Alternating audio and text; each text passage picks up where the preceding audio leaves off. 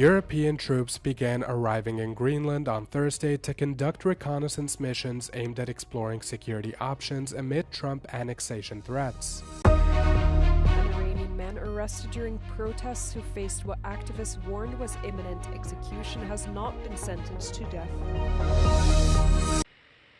European military personnel began arriving in Greenland on Thursday just hours after meetings between U.S., Danish, and Greenlandic officials in Washington. The meeting failed to resolve what Denmark's foreign minister called fundamental disagreements over the mineral-rich Arctic nation. France, Sweden, Germany, and Norway announced on Wednesday that they would deploy military personnel as part of a reconnaissance mission to Greenland's capital, Nuuk. Germany's defense ministry said in a statement that the mission aims to, quote, explore options for security in light of Russian and Chinese threats in the Arctic. The ministry noted that a team comprised of 13 Bundeswehr members were sent to Nuuk from Thursday until Sunday at Denmark's invitation. French President Emmanuel Macron said Paris would deploy more land, sea, and air forces to join military exercises. The heightened military presence comes as U.S. President Donald Trump remains insistent on taking over Greenland, citing U.S. national security concerns. The threats gained weight following Washington's stunning military operation in Venezuela, which toppled and captured President Nicolas Maduro on the 3rd of January. Denmark's top diplomat said the meeting indicated that Trump still clearly wishes to, quote, conquer Greenland, and stressed that a U.S. takeover of the Danish territory was absolutely not necessary. The leader of the UK's opposition Conservative Party, Kemi Badenoch, said on Thursday she had sacked the party's justice person Robert Jenrick for apparently plotting to defect to the hard-right Reform UK. Badenoch also ejected Jenrick from the party's ranks in Parliament and suspended his party membership. She said in a video statement that there was evidence of Jenrick's planned defection in a way that was designed to be as damaging as possible to the party. Though Badenoch did not specify which party Jenrick was planning to switch to, Nigel Farage, a leader of the Reform Party, said he had had conversations with him. In the past 12 months, the Conservatives have suffered a string of defections to Reform UK, including some former cabinet ministers, most recently former Tory Chancellor of the Exchequer Nadhim Zahawi. The upstart anti-immigration party is expected to make major breakthroughs in upcoming elections this year, including those in Scotland and Wales. Iranian authorities insist that a man arrested during protests in the country is not facing charges that risk the death penalty, despite fears that that may be the case. The 26-year-old Irfan Soltani, who was arrested last week, is facing charges of propaganda against Iran's Islamic system and acting against national security. Iran's judiciary said his punishment, according to the law, will be imprisonment, adding that the death penalty does not exist for the charges he is facing. The announcement contradicted earlier reports that Soltani would be executed. A human rights organization had reported that judicial authorities informed Soltani's family 4 days after his arrest that a death sentence had been issued and confirmed. Authorities had also ordered the family to visit the prison where Soltani was held to meet him, raising concerns this would be a final meeting before execution. The European Parliament should not derail the ratification of the EU-US trade deal to punish Trump over US threats to acquire Greenland. In a nutshell, this is what David McAllister, the influential chair of the European Parliament's Committee on Foreign Affairs, told flagship Euronews morning show Europe Today. I personally believe that the EPP line is that we should separate the two issues. We need to finalize the US trade talks because our companies need predictability, they need stability. The European Parliament must ratify the agreement reached by Donald Trump and the Commission's President Ursula von der Leyen last August in Scotland, which tripled tariffs on EU products while reducing to zero industrial goods coming from the US. The US is pushing to have the full ratification of the agreement in place, but several MEPs are considering blocking the approval process to protest against Trump's ownership demands on the Danish territory. The German European People's Party MEP said there are different views within the political groups of the European Parliament. We need to find majorities, and in the moment, I think the EPP and the European Conservatives are for moving forward, whereas the Socialists, the Liberals and Greens perhaps want to postpone the vote. On Wednesday, the Parliament issued a joint statement from the leaders of the political groups expressing their support for Greenland and Denmark. Chaos unfolded in the streets of Minneapolis on Wednesday night after a federal immigration officer shot a man in the leg during an enforcement operation. The shooting sparked clashes between federal officers and protesters calling on ICE to leave the city. ICE agents wearing gas masks fired tear gas while some protesters threw rocks and shot fireworks.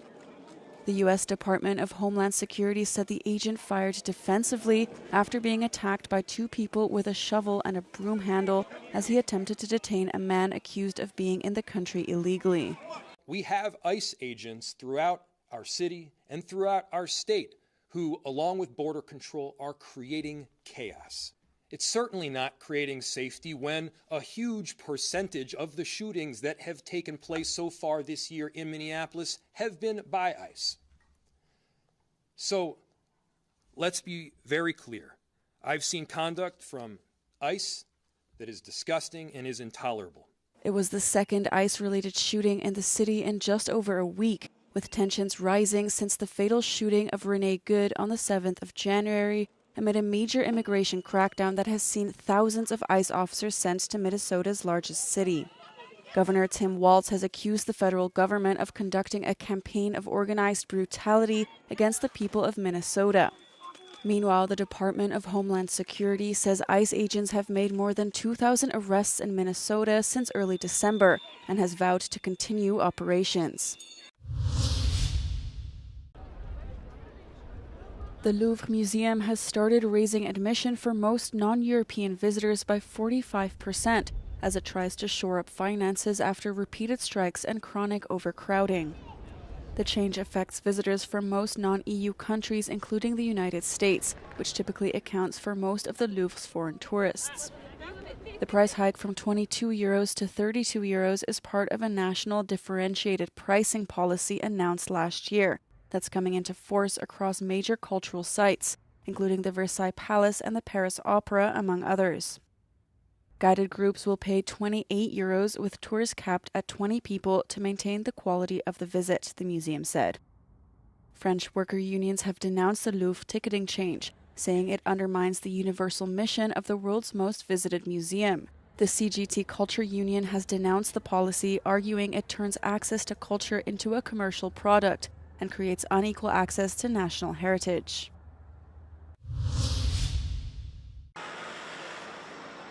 The United States has said it is moving into the next phase of the U.S. brokered ceasefire plan. In a social media post on X, U.S. President Donald Trump's envoy Steve Witkoff said the second phase involves disarming Hamas, rebuilding the war-ravaged territory, and the establishment of a technocratic government. This would consist of Palestinian experts that will administer daily affairs in Gaza under American supervision. However, Witkoff did not offer any details about who would serve on the new transitional Palestinian administration that would govern Gaza. The ceasefire reached under Trump's 20-point plan took effect in October. Under the first phase of the deal, Hamas released all but one hostage it was holding in exchange for hundreds of Palestinians who were held in Israeli prisons. Japan and the Philippines have signed a defense agreement allowing tax-free sharing of supplies during joint training, aimed at strengthening deterrence against China. Japan's Foreign Minister Toshimitsu Motegi signed the pact with Philippine Foreign Secretary Teresa Lazaro in Manila on Thursday. Japan's top diplomat also announced at the signing ceremony that Tokyo will be beefing up security and economic development assistance to the Philippines. The new defense deal, which still awaits ratification by Japanese lawmakers, is the latest forged by Tokyo and Manila to deepen their security alliance. It'll allow tax-free provision of ammunition, fuel, food, and other necessities when their forces stage joint training exercises.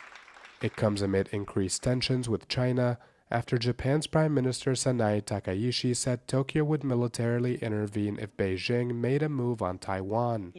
The Philippines and Japan have also had their own separate territorial conflicts with Beijing in the East and South China Seas, threatening to draw in the U.S., a treaty ally of both nations. Japanese and Filipino officials say the new agreement will also help enhance disaster response efforts, as well as taking part in UN peacekeeping missions.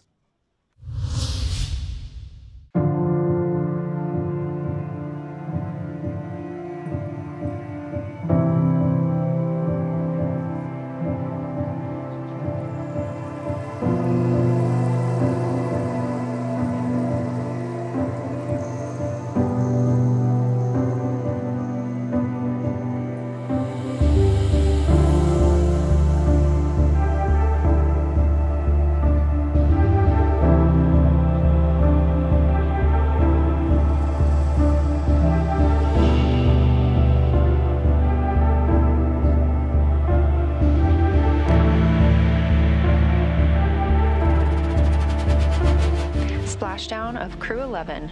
After 167 days in space, Dragon and NASA astronauts Zena Cardman and Mike Fink, Kim Yayoi of JAXA, and Roscosmos cosmonaut Oleg Platonov are back on Earth.